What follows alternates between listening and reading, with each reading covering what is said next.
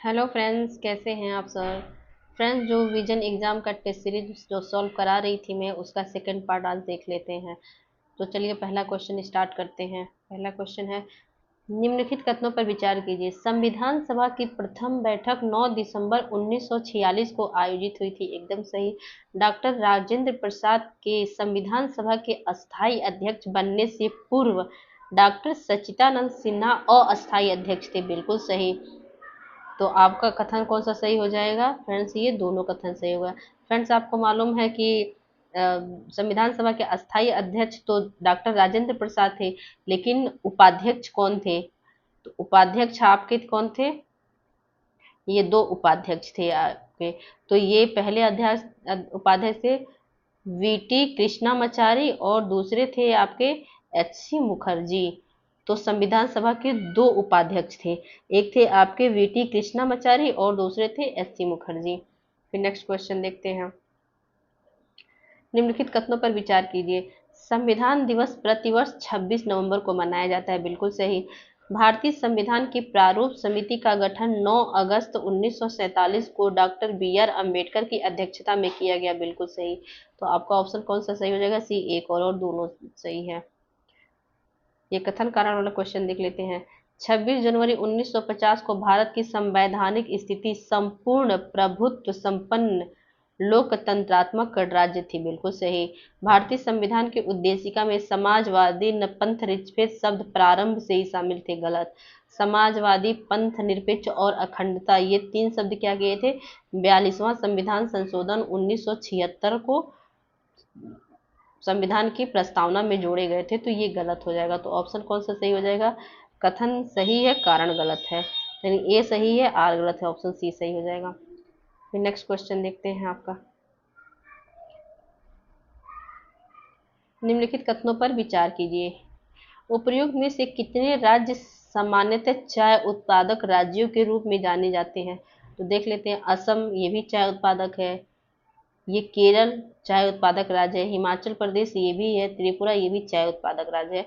तो सभी चारों आपके चाय उत्पादक राज्य हैं। फिर नेक्स्ट क्वेश्चन देखते हैं। धान गहनता प्रणाली, system of rice intensification, SRI के संदर्भ में निम्नलिखित कथनों पर विचार कीजिए। इसमें धान के खेतों को बारी बारी से गीला एवं शुष्क रखा जाता है। एकदम सही। इस पद्धति में मीथेन गैस का उत्सर्जन कम होता है। जब पानी कम रहता है, बारी बारिश पड़ता है, तो जाहिर सी बात है जब पानी कम रहेगा तो उत्सर्जन भी कम होगा मीथेन का। एकदम सही। इस प्रणाली में बीज एवं सिंचाई जल की आवश्यकता अपेक्षाकृत कम होती है। बिल्कुल सही। तो आपका ऑप्शन कौन सा सही हो जाएगा? डी। एक और दो, एक दो तीन तीनों सही है। फिर नेक्स्ट क्वेश्चन देखते हैं। निम्नलिखित कथनों पर विचार कीजिए। भारत वस्त्र एवं परिधान का विश्व में छठा सबसे बड़ा निर्यातक है, जिसकी वैश्विक व्यापार में लगभग 4% हिस्सेदारी है। एकदम सही। तकनीकी वस्त्र, टेक्निकल टेक्सटाइल्स उत्पादन में भारत विश्व में 5वें स्थान पे है। तकनीकी वस्त्र में 5वें स्थान पे, और विश्व में किस स्थान पे निर्यातक है ये?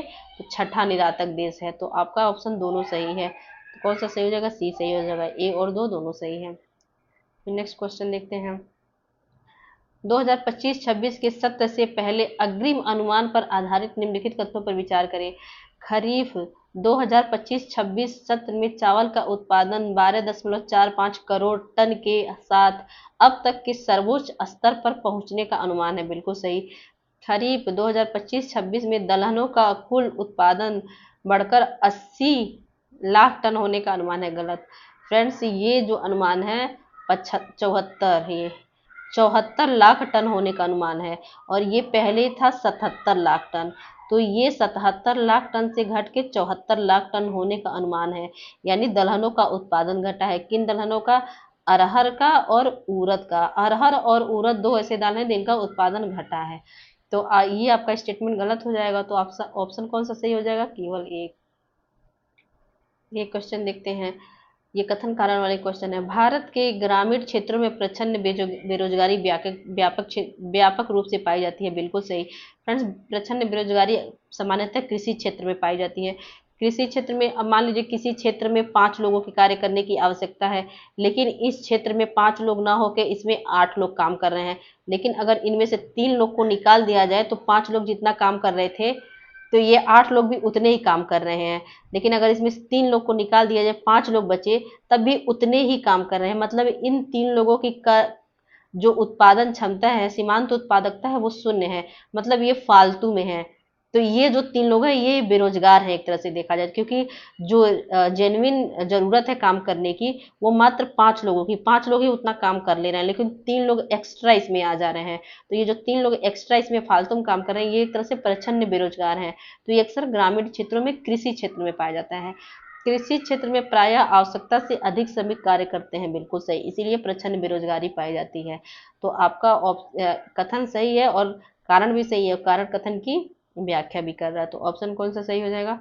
ऑप्शन ए सही होगा। आर, ए और आर दोनों सही है, आर ए की सही व्याख्या है। फिर नेक्स्ट क्वेश्चन देखते हैं। निम्नलिखित कथनों पर विचार कीजिए। वैश्वीकरण का सब संबंध वस्तुओं, सेवाओं एवं पूंजी के अंतर्राष्ट्रीय आदान प्रदान से है, एकदम सही। वैश्वीकरण की प्रक्रिया में अंतर्राष्ट्रीय व्यापारिक बाधाओं को कम करने पर बल दिया जाता है, बिल्कुल सही। तो आपका ऑप्शन कौन सा सही हो जाएगा? सी, एक और दो दोनों सही है। जनगणना 2011 के अनुसार निम्नलिखित कथनों पर विचार कीजिए। उत्तर प्रदेश भारत का सर्वाधिक जनसंख्या वाला राज्य है, बिल्कुल सही। यदि उत्तर प्रदेश को एक पृथक देश माना जाए तो वह विश्व का तृतीय सर्वाधिक जनसंख्या वाला देश होगा, गलत। फ्रेंड्स, अगर उत्तर प्रदेश को एक स्वतंत्र देश माना जाए तो ये 5वां देश होगा। पहले आपका इस समय तो भारत आ गया है, भारत, चीन, अमेरिका और इंडोनेशिया, इन 4 देशों के बाद 5वां स्थान पे उत्तर प्रदेश की जनसंख्या थी। तो यहाँ तृतीय ना होकर 5वां होना चाहिए, तो ये गलत है। तो ऑप्शन ए सही हो जाएगा। फिर नेक्स्ट क्वेश्चन देखते हैं। निम्नलिखित कथनों पर विचार कीजिए। परमार शासक भोज ने अपनी राजधानी उज्जैन से धारा नगरी स्थानांतरित की, बिल्कुल सही। भोज ने भोजशाला एवं सरस्वती मंदिर की स्थापना की थी, ये भी सही है। तो आपका कथन कौन सा सही हो जाएगा? दोनों सही है, ऑप्शन ए और दो दोनों सही है। निम्नलिखित कथनों पर विचार कीजिए। जनगणना 2011 के अनुसार अरुणाचल प्रदेश भारत का न्यूनतम जनसंख्या घनत्व वाला राज्य था, एकदम सही। यहाँ की जो जनघनत्व था वो 17 था, 17 व्यक्ति पर किलोमीटर। जनगणना 2011 के अनुसार दमन एवं दीव में भारत के केंद्रशासित प्रदेशों में न्यूनतम लिंगानुपात दर्ज किया गया, बिल्कुल सही। भारत में सबसे कम लिंगानुपात जो था वो दमन दीव में दर्ज किया गया था, तो ये भी सही है। तो कौन से कथन सही है? ए और दो दोनों सही है, ऑप्शन सी सही हो जाएगा। 88 क्वेश्चन देख लेते हैं। निम्नलिखित कथनों पर विचार कीजिए। जनगणना 2011 के अनुसार नागालैंड में अनुसूचित जाति की जनसंख्या 0 थी, बिल्कुल सही। जनगणना 2011 के अनुसार पंजाब में अनुसूचित जातियों का प्रतिशत देश में सर्वाधिक है, बिल्कुल सही। फ्रेंड्स, देखा जाए तो देश में सबसे ज्यादा अनुसूचित जाति कहाँ है? उत्तर प्रदेश में है। कितने हैं पूरे जनसंख्या का? ये पूरे देश में जो अनुसूचित जातियां हैं उसका 16% केवल उत्तर प्रदेश में है। लेकिन यहाँ पे पूछा गया है कि अनुसूचित जातियों का प्रतिशत कहाँ है। जनसंख्या सबसे ज्यादा अनुसूचित जातियों का कहाँ है? उत्तर प्रदेश में। लेकिन प्रतिशत के रूप में सबसे ज्यादा अनुसूचित जातियां कहाँ है? वो पंजाब में है। तो ये पंजाब सही दिया है, तो ये भी आपका ऑप्शन सही हो जाएगा। तो आंसर कौन सा हो जाएगा? एक और दो दोनों सही है, एक और दो दोनों सही है। फिर नेक्स्ट क्वेश्चन देखते हैं। निम्नलिखित कथनों पर विचार कीजिए। ठुमरी का विकास उत्तर प्रदेश में हुआ, जी बिल्कुल सही। बिंदादीन महाराज ने कथक में ठुमरी गायन को विशेष स्थान दिया, एकदम सही। उन्होंने बिंदादीन महाराज ने क्या किया? कथक के साथ ठुमरी को जोड़ दिया। तो ये दोनों कथन सही है, तो आपका ऑप्शन सी सही हो जाएगा। ए और दो दोनों सही हैं। ये कथन कारण वाले क्वेश्चन देख लेते हैं। भीतरगांव मंदिर भारत के प्राचीन ईंट निर्मित मंदिरों में से एक माना जाता है, बिल्कुल सही। ये विश्व भारत का सबसे पुराना ईंट निर्मित मंदिर है और कहाँ स्थित है? कानपुर में, उत्तर प्रदेश के कानपुर में। भीतरगांव मंदिर का निर्माण गुप्त काल के 5वीं-6वीं शताब्दी में हुआ था, बिल्कुल सही। ये 5वीं-6वीं शताब्दी में हुआ था, इसलिए बहुत प्राचीन मंदिर है। तो ये आपका व्याख्या भी कर रहा है, तो ऑप्शन ए सही हो जाएगा। आर और ए और आर दोनों सही है, आर ए की सही व्याख्या करता है। नेक्स्ट क्वेश्चन देखते हैं। उत्तर प्रदेश का कौन सा कोयला आधारित एनटीपीसी ताप विद्युत संयंत्र सरयू नदी के जल का उपयोग करता है? तो सरयू नदी का जल का उपयोग कौन करता है? ये करता है टांडा ताप विद्युत स्टेशन। ये कहाँ है आपका? अंबेडकर नगर में। तो ऑप्शन बी सही हो जाएगा। फिर नेक्स्ट क्वेश्चन देखते हैं। उत्तर प्रदेश के हमीरपुर एवं झांसी जिले में निम्नलिखित में से किस खनिज के उत्पादन के लिए प्रसिद्ध है? तो हमीरपुर और झांसी आपका पायरोफिलाइट के लिए प्रसिद्ध है। यहाँ पे पायरोफिलाइट के अतिरिक्त क्या पाया जाता है? जिप्सम पाया जाता है, एस्बेस्टस पाया जाता है। फिर नेक्स्ट क्वेश्चन देखते हैं। निम्नलिखित कथनों पर विचार कीजिए। कनिष्क की सिर विहीन प्रतिमा उत्तर प्रदेश के राजकीय संग्रहालय मथुरा में सुरक्षित है। बिल्कुल सही। इलाहाबाद स्थित मेयो मेमोरियल हॉल का डिजाइन एडविन लुटियंस ने कराया था। गलत। रिचर्ड सेवियंस करके एक ब्रिटिश था, उसने करवाया था। तो ये आपका ये गलत हो जाएगा। और ये मेयो मेमोरियल हॉल को अब ये अमिताभ बच्चन स्पोर्ट कॉम्प्लेक्स के नाम से जाना जाता है। तो ये आपका गलत हो गया। तो ऑप्शन ए सही होगा, केवल एक सही है। फिर नेक्स्ट क्वेश्चन देखते हैं। निम्नलिखित विद्रोहों को कालानुक्रम अनुसार व्यवस्थित कीजिए तथा नीचे दिए गए कूट से सही उत्तर चुनिए। तो अलीगढ़ विद्रोह कब हुआ था? ये आपका 17 मई को हुआ था 1857। मुजफ्फर विद्रोह ये आपका हुआ था 17 जुलाई 1857। और सहारनपुर विद्रोह कब हुआ था? 10 मई 1857। और ये सबसे लास्ट में हुआ था। तो आपका ऑप्शन कौन सा सही हो जाएगा? सबसे पहले 10 मई को हुआ था, ये सहारनपुर 3 पहले पे आ जाएगा। फिर उसके बाद आपका 17 मई ये अलीगढ़ हुआ, एक आ जाएगा। और कहीं नहीं, ऑप्शन ए सही हो जाएगा। पहले ये हुआ था सहारनपुर विद्रोह, फिर अलीगढ़ विद्रोह, फिर मुजफ्फरनगर विद्रोह, फिर बागपत विद्रोह।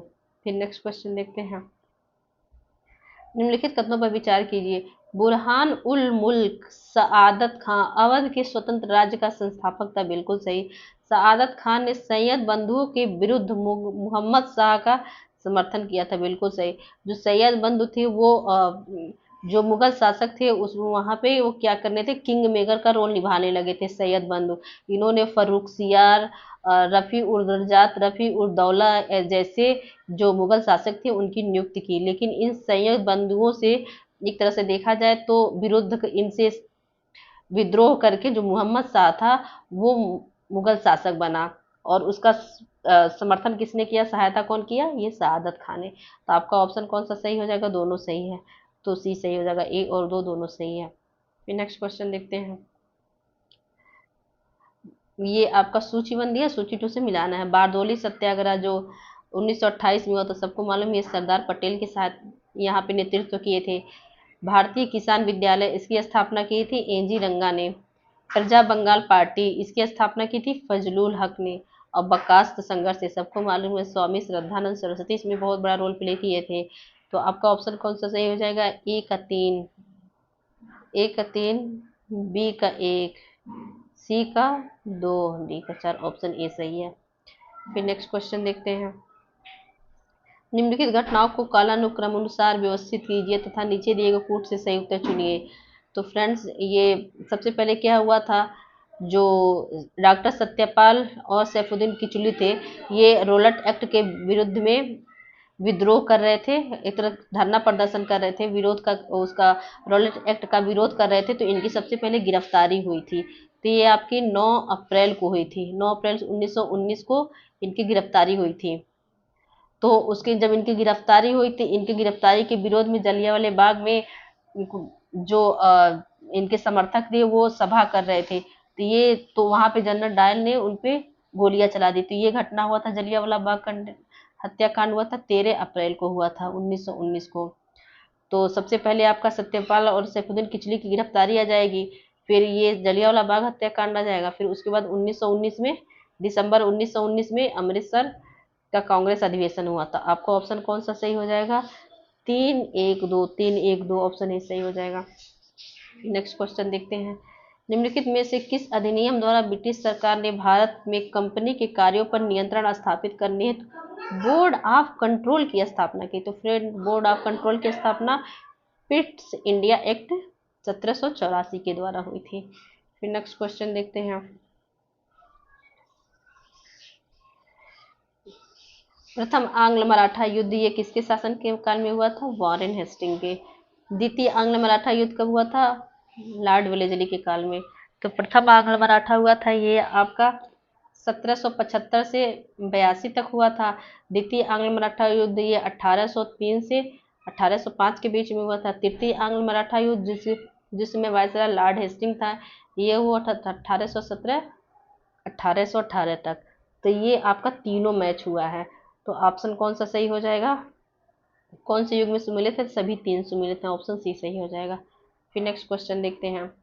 निम्नलिखित कथनों पर विचार कीजिए। नील विद्रोह की शुरुआत बंगाल की नदिया जिले के गोविंदपुर गांव से हुई थी। बिल्कुल सही। नील नदी वही 1859-60 में हुआ था। और इसके प्रणेता कौन थे? दिगंबर विश्वास और विष्णु विश्वास। 1859-60। दीनबंधु मित्र ने नील दर्पण नाटक में नील बागान मालिकों के अत्याचारों का चित्रण किया। बिल्कुल सही। दीनबंधु मित्र ने अपने नील दर्पण नाटक में इस नील बागान के जो मालिक थे उनके अत्याचारों का वर्णन किया है। तो आपका ऑप्शन ये सही है। तो दोनों कथन सही हो जाएगा, ऑप्शन सी सही है। 1 और 2 दोनों सही है। ये नेक्स्ट क्वेश्चन देखते हैं। लक्ष्मण एवं रानी लक्ष्मीबाई पुरस्कार 2026 के संदर्भ में निम्नलिखित कथनों पर विचार कीजिए। प्रवीण कुमार को पैरा एथलेटिक्स में के लिए लक्ष्मण पुरस्कार प्रदान किया गया। बिल्कुल सही। प्रगति के सरवानी को शतरंज के क्षेत्र में रानी लक्ष्मीबाई पुरस्कार दिया। गलत। ये शतरंज नहीं है, टेबल टेनिस है, इसके क्षेत्र में दिया गया है। तो ये गलत हो जाएगा। तो केवल एक सही है, ऑप्शन ए सही है। फिर नेक्स्ट क्वेश्चन देखते हैं। उत्तर प्रदेश गौरव सम्मान के संदर्भ में लिखित कथनों पर विचार कीजिए। यह सम्मान उत्तर प्रदेश सरकार द्वारा विभिन्न क्षेत्रों में उत्कृष्ट योगदान हेतु प्रदान किया जाता है। बिल्कुल सही। इस पुरस्कार के अंतर्गत प्रशस्ति पत्र, प्रतीक चिन्ह और 11 लाख रुपए की राशि प्रदान की जाती है। ये भी सही है। तो आपका ऑप्शन सी सही जाएगा। 1 और 2 दोनों सही है। नेक्स्ट क्वेश्चन देखते हैं। वर्ष 2026 के संदर्भ में निम्नलिखित दिवस एवं उनकी थीम के युग्मों पर विचार कीजिए। कैंसर दिवस जो 4 फरवरी को मनाया जाता है, इसकी थीम है यूनाइटेड बाय यूनिक। विश्व दलहन दिवस जो 10 फरवरी को मनाया जाता है, इसका थीम है pulses of the world from modesty to excellent. तो ये दोनों सही हैं। फिर विश्व रेडियो दिवस जो 13 फरवरी को मनाया जाता है, इसका थीम क्या है? Radio and artificial intelligence, AI to a tool not a voice. ये भी सही है। अंतर्राष्ट्रीय मातृभाषा दिवस 21 फरवरी को मनाया जाता है, इसका जो थीम है वेटलैंड्स एंड ट्रेडिशनल नॉलेज। गलत।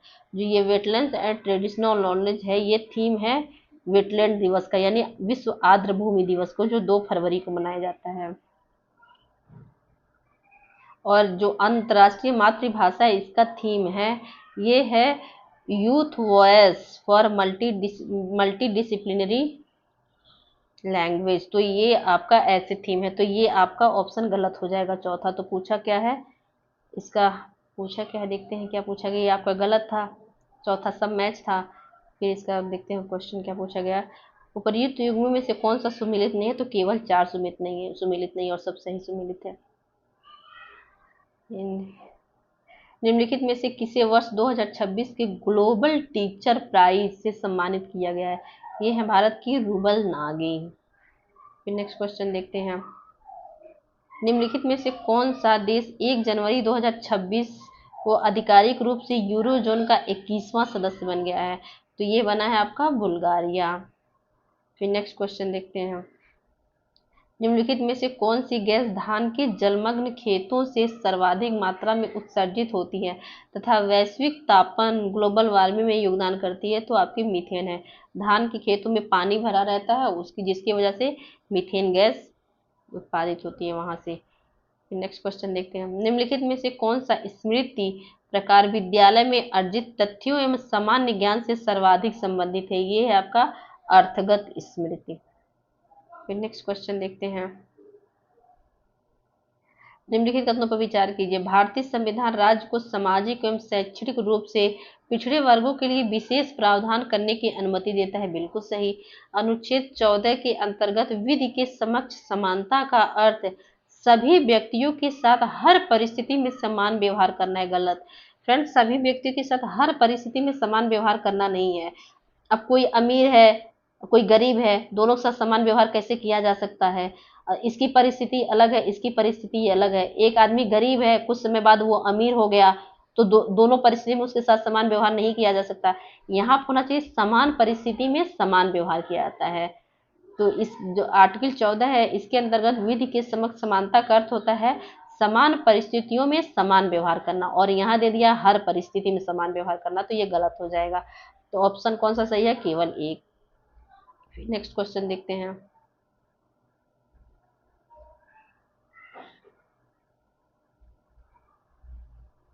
भारतीय संविधान के संदर्भ में निम्नलिखित युग्मों पर विचार कीजिए। संशोधन अधिनियम दिया है, संबंधित प्रावधान दिया है। 42वां संविधान संशोधन, सहकारी समितियों को मौलिक अधिकार से जोड़ना, ये नहीं था इससे। 73वां संविधान संशोधन, पंचायती राज संस्थाओं को संवैधानिक दर्जा, बिल्कुल सही। 97वां संशोधन अधिनियम, ये सहकारिता संबंधित है। अनुच्छेद 19 क्लास 1 सब क्लॉज सी में सहकारी समितियों को जोड़ना, बिल्कुल सही। तो आपका ऑप्शन कौन सा सही हो जाएगा? 2 और 3, केवल ए। ऑप्शन ए सही हो जाएगा, केवल 2 और 3 सही है। फिर नेक्स्ट क्वेश्चन देखते हैं। निम्नलिखित में से राज्यपाल के से संबंधित कौन सा कथन सही है? एक व्यक्ति केवल एक ही राज्य का राज्यपाल नियुक्त किया जा सकता है, गलत। एक ही व्यक्ति को 2 या 2 से अधिक राज्यों का राज्यपाल नियुक्त किया जा सकता है, बिल्कुल सही, यही सही है। पूछा कौन सा सही है, तो यही सही, एक ही सही है। अब ये सही है तो ये नीचे के सब गलत ही होंगे। फिर नेक्स्ट क्वेश्चन देखते हैं।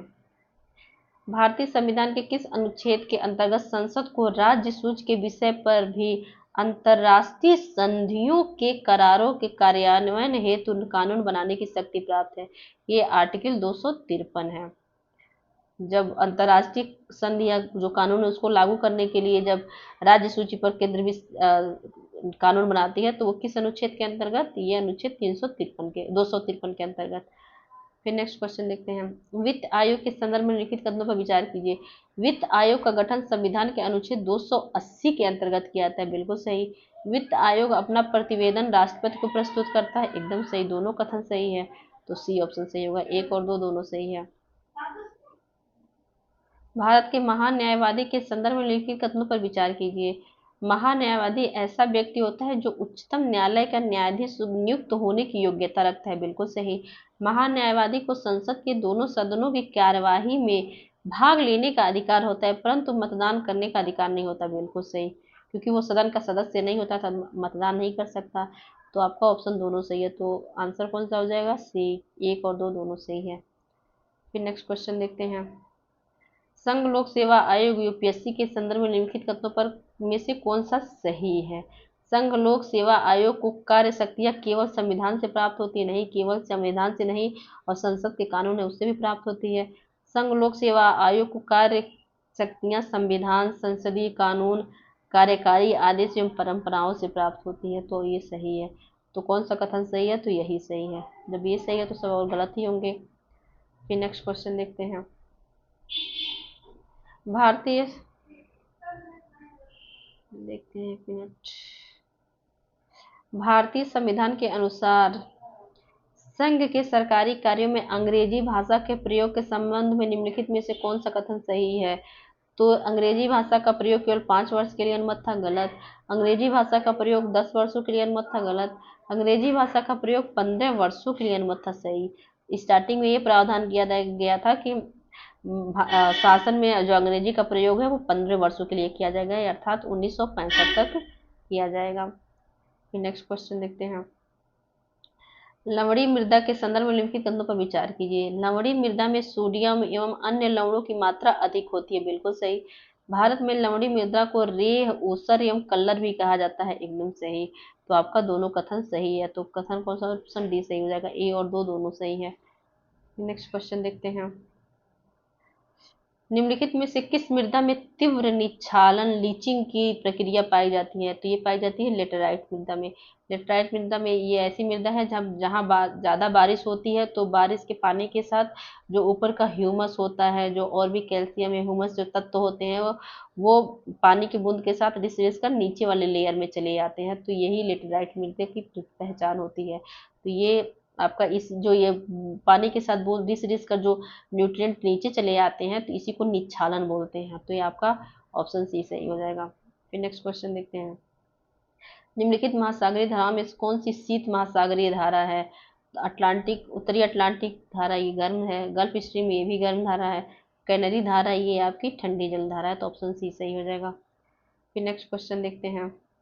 ये आपका मिलान करना है। झील का नाम दिया है, इधर संबंधित देश दिया है। बैकाल झील ये रूस में है, मिशिगन झील संयुक्त राज्य अमेरिका में है, माराकाइबो झील आपका वेनेजुएला में है, ब्राजील दे दिया है, गलत हो जाएगा आपका वेनेजुएला। माराकाइबो झील वेनेजुएला में है, ओनेगा झील रूस में है, तो आपका ऑप्शन कौन सा सही हो जाएगा? 1 2 4, 1 2 4 ऑप्शन बी सही है। फिर नेक्स्ट क्वेश्चन देखते हैं। विक्टोरिया जलप्रपात के संदर्भ में निम्नलिखित कथनों पर विचार कीजिए। यह जाम्बेजी नदी पर स्थित है, बिल्कुल सही। यह जाम्बिया और जिम्बाब्वे की सीमा पर अवस्थित है, ये भी सही।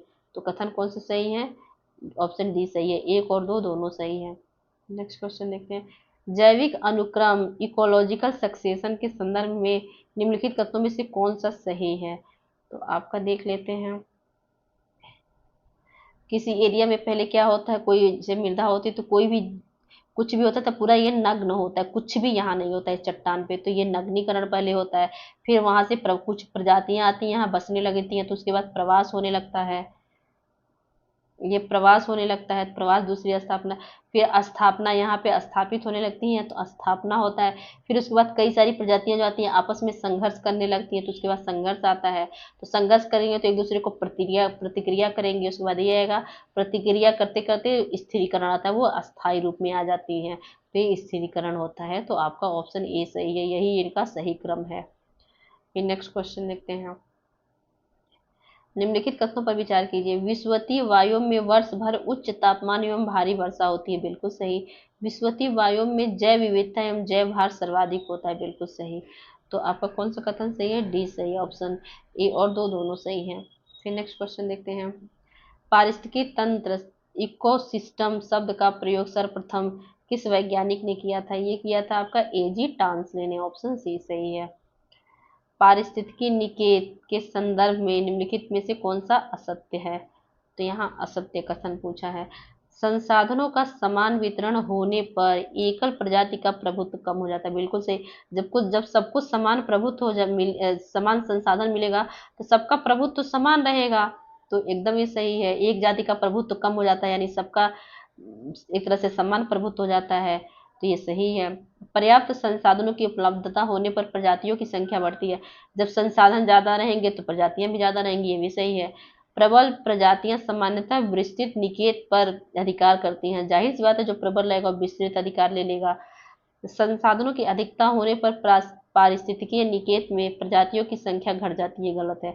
जब संसाधन अधिक रहेंगे तो जनसंख्या वो जो प्रजातियों की जो संख्या वो बढ़ेगी घटेगी, बढ़ेगी, या यहाँ घटने का दे दिया, तो यही गलत है।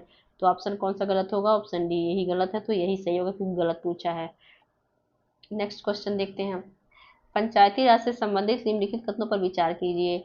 उपर्युक्त समितियों को उनके गठन के कालक्रम के अनुसार व्यवस्थित कीजिए और नीचे कूट से सही उत्तर चुनिए। तो अशोक मेहता समिति का गठन कब हुआ था? ये हुआ था आपका 1977 में। जे.वी.के. राव का समिति का ये आपका हुआ था 1985 में। बलवंत राय मेहता समिति ये हुआ था 1957 में। लक्ष्मी सिंघवी समिति ये हुआ था 1986 में। तो सबसे पहले कौन आया था? 1957, ये बलवंत राय मेहता पहले पा जाएंगे। फिर उसके बाद कौन से आएंगे? 1977, ये आपका अशोक मेहता दूसरे पे। फिर आपके जी.वी.के. राव समिति ये 1985 में तीसरे पे। फिर लास्ट में ये 86 में आए थे लक्ष्मी सिंघवी, ये ऑप्शन ए सही हो जाएगा। फिर नेक्स्ट क्वेश्चन देखते हैं। निम्नलिखित कथनों पर विचार कीजिए। भारत में न्यायिक पुनरावलोकन की शक्ति केवल सर्वोच्च न्यायालय को भारत में न्यायिक पुनर्विलोकन की शक्ति केवल सर्वोच्च न्यायालय को प्राप्त है, गलत। ये हाई कोर्ट भी जुडिशियल रिव्यू की जो पावर है वो रखता है।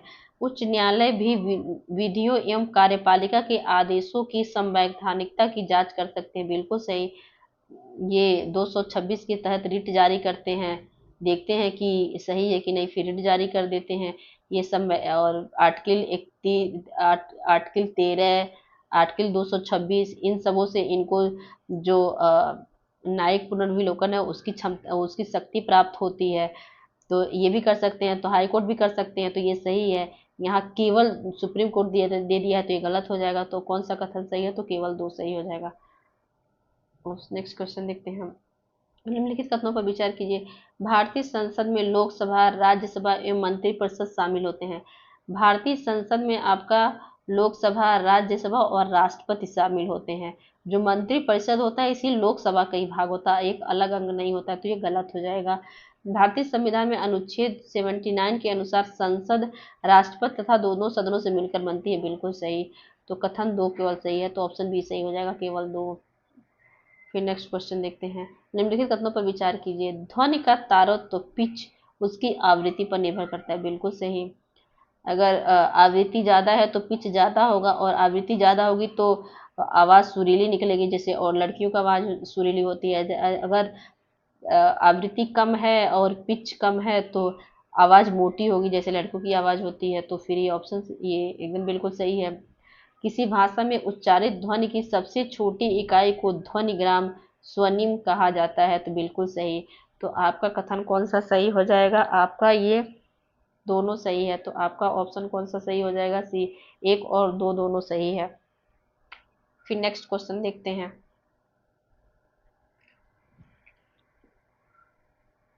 आपका कौन नेक्स्ट क्वेश्चन कहाँ है? Next question 29। नीचे दिए गए युग्म, एक मिनट, नीचे दिए गए युग्म में से कौन सा एक युग्म सुमेलित नहीं है, नहीं पूछा है। सूखी बर्फ ये ठोस कार्बन डाइऑक्साइड होता है। सेविन क्या कीटनाशक है। टेफ्लॉन फ्लोरीन युक्त ये बहुलक होते हैं, ये भी सही है। फुलेरिन आपका एक तरह का कार्बन का बहुलक होता है, तो यहाँ दे दिया है फ्लोरीन युक्त कार्बनिक यौगिक, तो ये गलत दे दिया है। ये फ्लोरीन जो है, फुलेरिन ये आपका कार्बन का एक बहुलक है, तो ये गलत दे दिया है। तो पूछा है कौन सा सुमेलित नहीं है, तो यही सुमेलित नहीं है। फिर नेक्स्ट क्वेश्चन देखते हैं हम। निम्नलिखित में से कौन सा पोषक तत्व तो पित्त रस की सहायता से मुख्यतः पाचन पचता है, तो आपका वसा का पाचन आपका पित्त रस से होता है। पित्त रस इसका इमल्सिफिकेशन करता है, छोटे छोटे पार्ट में तोड़ देता है वसा को, जिससे उसका पाचन आसान हो जाता है। प्रालिथ्रीन प्रालिथ्रीन सामान्यतः किस रूप में प्रयुक्त होता है, तो प्रालिथ्रीन आपका मच्छर विकर्षक के रूप में प्रयोग होता है। नेक्स्ट क्वेश्चन देखते हैं। चीफ ऑफ डिफेंस स्टाफ के संबंध में निम्नलिखित ग्रंथों पर विचार कीजिए। Chief of defence staff CDS chief of staff committee के अस्थायी अध्यक्ष होते हैं, बिल्कुल सही। सीडीएस तीनों सेनाओं के प्रमुखों पर प्रत्यक्ष सैन्य कमान का प्रयोग करते हैं, गलत। ये प्रत्यक्ष तीनों सेनाओं के प्रमुखों पर प्रत्यक्ष सैन्य कमान का प्रयोग नहीं करते हैं, तो ये गलत हो जाएगा। फिर नेक्स्ट ऑप्शन देखते हैं क्या है।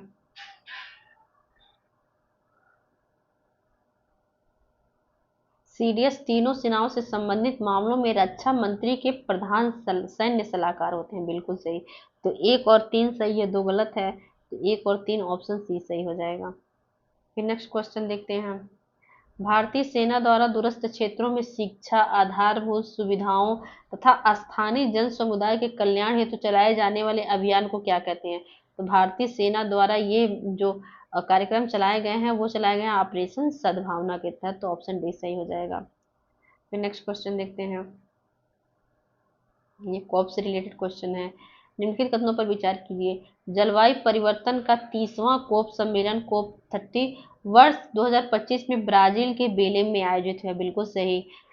और 31वां सम्मेलन कहाँ होगा इसका, कोप 31 कहाँ होगा, वो होगा आपका तुर्की में।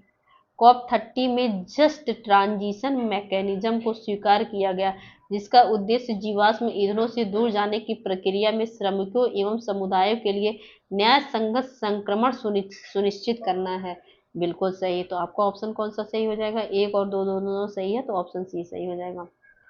फिर नेक्स्ट क्वेश्चन देखते हैं। रोग फास्ट परियोजना जो विश्व की सबसे लंबी एवं गहरी अंडरसी सुरंग मानी जाती है, अंडर सी है ये, मतलब समुद्र के अंदर अंडर सी सुरंग मानी जाती है, किस देश के निर्माणाधीन है, तो ये है आपका नॉर्वे। नॉर्वे के समुद्र के अंदर सबसे लंबी सुरंग बनाई जाती है, जो किस परियोजना के नाम से जानी जा रही है, रोग फास्ट। फिर नेक्स्ट क्वेश्चन देखते हैं। निम्नलिखित कथनों पर विचार कीजिए। नीति आयोग द्वारा जारी निर्यात तैयारी सूचकांक एक्सपोर्ट प्रिपेयरनेस इंडेक्स 2024 में बड़े राज्यों की श्रेणी में महाराष्ट्र को प्रथम स्थान मिला प्राप्त हुआ है, बिल्कुल सही। ये एक्सपोर्ट प्रिपेयरनेस इंडेक्स 2024 में उत्तर प्रदेश को चैलेंजर राज्य के रूप में वर्गीकृत किया गया, गलत। यहाँ पे जो उत्तर प्रदेश है उसको अग्रणी राज्य, लीडर रूप के राज्य में प्रदर्शित किया गया है। तो ये पहले स्थान पे, ये जो सूचकांक है इसमें पहले स्थान पे महाराष्ट्र है, फिर आता है आपका तमिलनाडु, फिर आता है गुजरात, चौथे स्थान पे आता है उत्तर प्रदेश। तो ये सभी राज्य, ये यूपी चौथे स्थान पे है, इसको अग्रणी राज्य या लीडिंग राज्य के रूप में घोषित किया गया, न कि चैलेंजर। तो ये गलत हो जाएगा, तो केवल एक सही, ऑप्शन ए सही हो जाएगा। फिर नेक्स्ट क्वेश्चन देखते हैं। निम्नलिखित कथनों पर विचार कीजिए। पार्वती अर्गा पक्षी अभ्यारण्य को 30 दिसंबर 2025 को इको सेंसिटिव जोन घोषित किया गया, बिल्कुल सही। ये कहाँ है? उत्तर प्रदेश के गोंडा जिला में। आर्द्र भूमि, यह अभ्यारण्य गंगा के मैदानी क्षेत्र में एक महत्वपूर्ण आर्द्र भूमि है तथा मध्य एशिया और तिब्बत से आने वाले प्रवासी पक्षियों के लिए अंतर्राष्ट्रीय गलियारे के रूप में कार्य करता है, बिल्कुल सही। दोनों कथन सही है। तो आपका ऑप्शन कौन सा सही हो जाएगा? सी सही हो जाएगा। एक और दो दोनों सही हैं। नेक्स्ट क्वेश्चन देखते हैं। उत्तर प्रदेश का पहला जीरो फ्रेश वेस्ट डंप शहर कौन सा बना है? बना है लखनऊ, बना है आपका। फिर नेक्स्ट क्वेश्चन देखते हैं। इंटरनेट पर वेब पेजों को खोजने, एक्सेस करने तथा प्रदर्शित करने के लिए प्रयुक्त सॉफ्टवेयर प्रोग्राम को क्या कहा जाता है? सबको मालूम है, ब्राउजर कहा जाता है। फिर नेक्स्ट क्वेश्चन देखते हैं। इंटरनेट के माध्यम से एक कंप्यूटर से दूसरे कंप्यूटर तक इलेक्ट्रॉनिक संदेश भेजने की सेवा क्या कहलाती है? कहलाती है आपका ईमेल कहलाती है, ऑप्शन ए सही है। फिर नेक्स्ट क्वेश्चन देखते हैं। निम्नलिखित में से कौन सा से संविधान के अंतर्गत स्थापित संवैधानिक निकाय अर्थात किसी आर्टिकल के अंतर्गत है? तो राज्य निर्वाचन आयोग, बिल्कुल सही।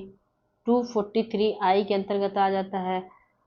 सॉरी, राज्य निर्वाचन आयोग ये के रहेगा, 243 के। राज्य वित्त आयोग ये आपका 243 हो जाएगा। जिला पंचायत 243 के अंतर्गत है। तो ये तीनों किसी आर्टिकल के अंतर्गत आते हैं। राज्य निर्वाचन अधिकारी ये आपका संवैधानिक पोस्ट नहीं है। तो आपका ऑप्शन कौन सा सही हो जाएगा? 1, 2, 3, ऑप्शन बी सही है। फिर नेक्स्ट क्वेश्चन देखते हैं। निम्नलिखित में से कौन सी नदी भ्रंश घाटी यानी रिफ्ट वैली में प्रवाहित होती है तथा विंध्य एवं सतपुड़ा पर्वत श्रेणियों के मध्य बहती है? तो सबको मालूम है नर्मदा नदी है। फिर नेक्स्ट क्वेश्चन देखते हैं। निम्नलिखित में से कौन सा सही युग्म सुमेलित है? हीराकुंड बांध गोदावरी नदी नहीं, जो हीराकुंड बांध है ये आपका महानदी पे है। नागार्जुन सागर बांध है ये कृष्णा नदी पे, बिल्कुल सही। तो सही सुमेलित है, यही सुमेलित है। सरदार सरोवर डैम ये आपका गलत दे दिया, नर्मदा नदी पे, महानदी पे नहीं है। नागल बांध ये आपका सतलज नदी पे है, तो ये यमुना नदी दे दिया है। तो आपका केवल ऑप्शन बी सही होगा। फिर नेक्स्ट क्वेश्चन देखते हैं। ये मिलान वाला क्वेश्चन है।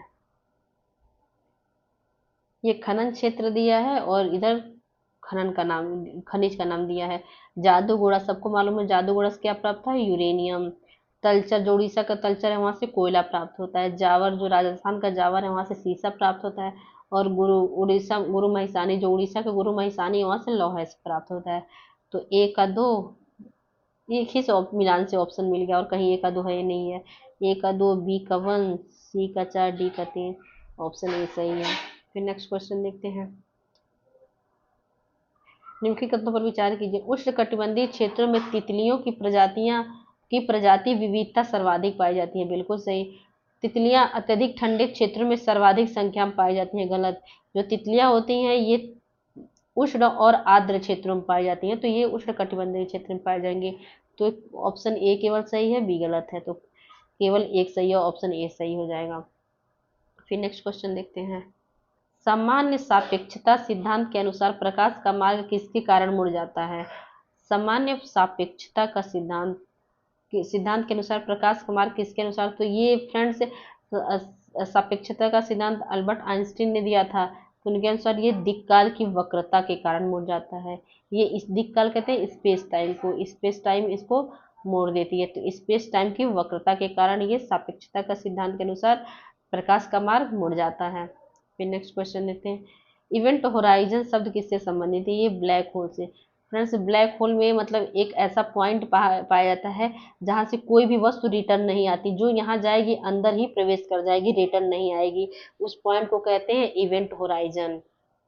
इवेंट प्रकाश भी वापस नहीं आती है, अंदर ही चली जाती है। तो इवेंट होराइजन आपका किससे जाना जाता है, किस में संबंधित है, ब्लैक होल से। तो इसको इवेंट होराइजन को बोला भी जाता है नो रिवर्सल पॉइंट, इंग्लिश में बोला जाता है। फिर नेक्स्ट क्वेश्चन देख लेते हैं। अरलाम बटरफ्लाई अभयारण्य, जिसे जनवरी 2026 में केरल का पहला समर्पित तितली अभयारण्य घोषित किया गया, किस जिले में स्थित है? ये आपका कन्नौज जिले में स्थित है, केरल के। ऑप्शन सी सही हो जाएगा। ये एक मिनट।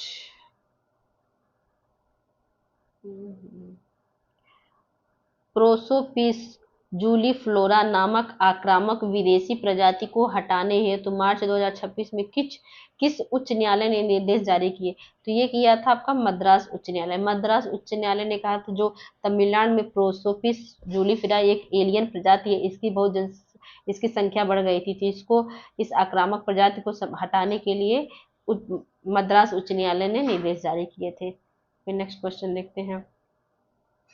सरकार की पहली सरकारी सहायता प्राप्त राष्ट्रीय बायो बैंक जो लाइसोसोमल स्टोरेज डिसऑर्डर से संबंधित है, कहाँ स्थापित किया गया? ये किया गया आपका अहमदाबाद में, गुजरात के अहमदाबाद में। फ्रेंड्स यहाँ आपके 150 क्वेश्चन समाप्त होते हैं। फिर मिलते हैं नेक्स्ट वीडियो में किसी और टेस्ट सीरीज के साथ।